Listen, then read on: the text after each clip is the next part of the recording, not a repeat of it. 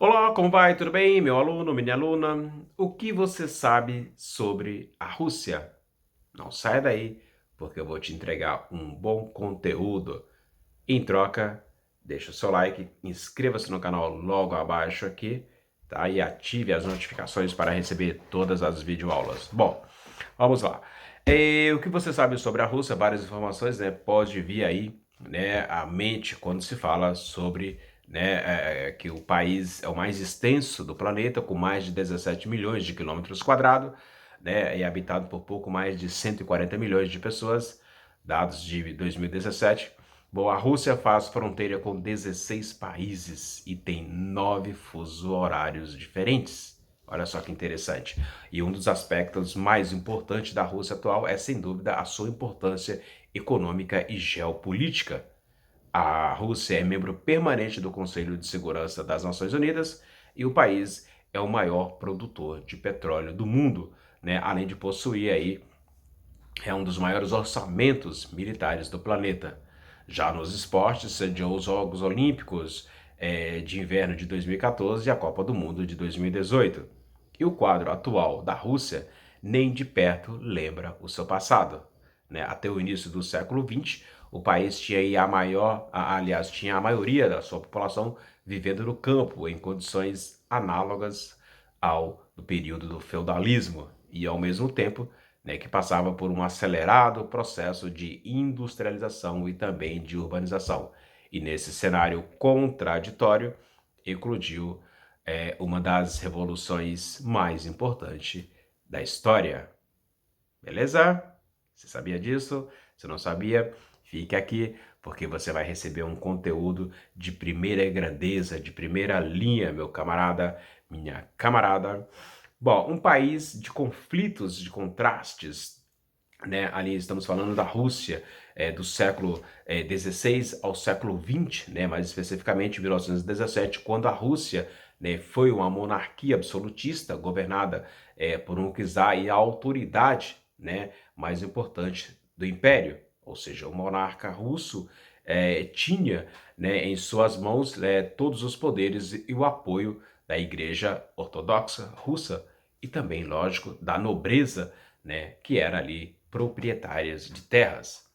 Já na segunda metade do século XIX, a Rússia ela foi governada pelo czar Alexandre, né, II, entre o ano de 1885 a 1881. Então ele vai iniciar um processo, digamos assim, de reformas liberais, né, com o intuito então de transformar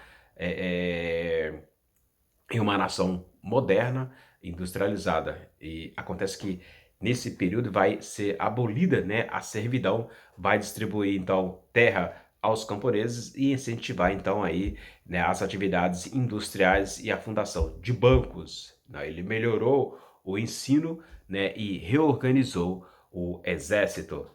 Lembrando a vocês que as reformas iniciadas por Alexandre II tornaram então a Rússia um país de grandes contrastes. Por quê? Porque de um lado você tinha uma sociedade russa que apresentava características, né, que se assemelhava ao feudalismo, e por outro lado, né, com cerca de 80%, né, dessa população vivendo no campo, né, em condições miseráveis.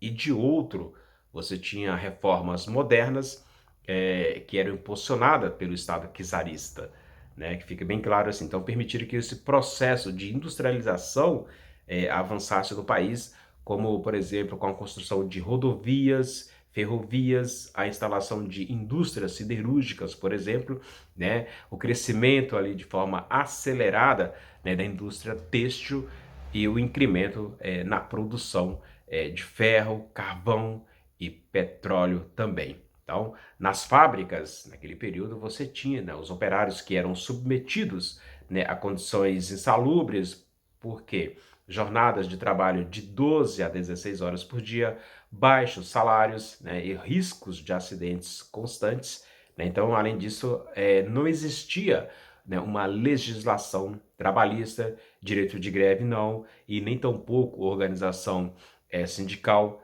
Então você já sabe que a exploração, né, do operariado ele vai impulsionar, né, a organização de greves e de sindicatos, né, e a difusão das ideias socialistas de Karl Marx e Friedrich Engels, naquele país chamado Rússia.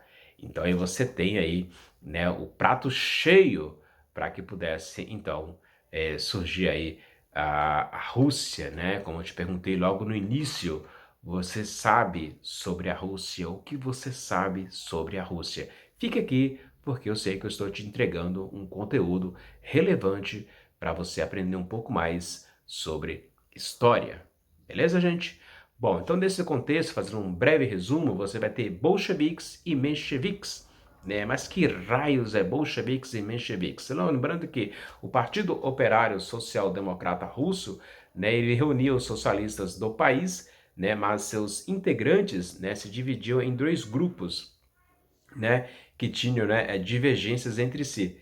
E inspirado nas ideias de Marx, né, os bolcheviques acreditavam na aliança entre os camponeses e o operariado, né, para derrubar o czarismo. Né? Já os mencheviques, também marxistas, buscavam que uma passagem gradual para o socialismo, né, por meio de uma aliança dos operários e dos camponeses com a burguesia. E o rompimento dos dois grupos vai acontecer no ano de 1912, onde os bolcheviques formaram um novo partido e passaram a defender abertamente a queda do czarismo por meio de uma revolução proletária, que acontece em 1917. Mas isso é assunto para uma próxima videoaula.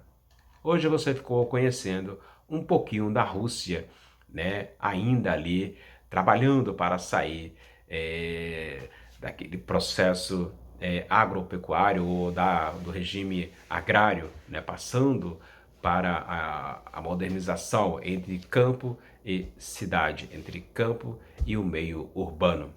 É isso.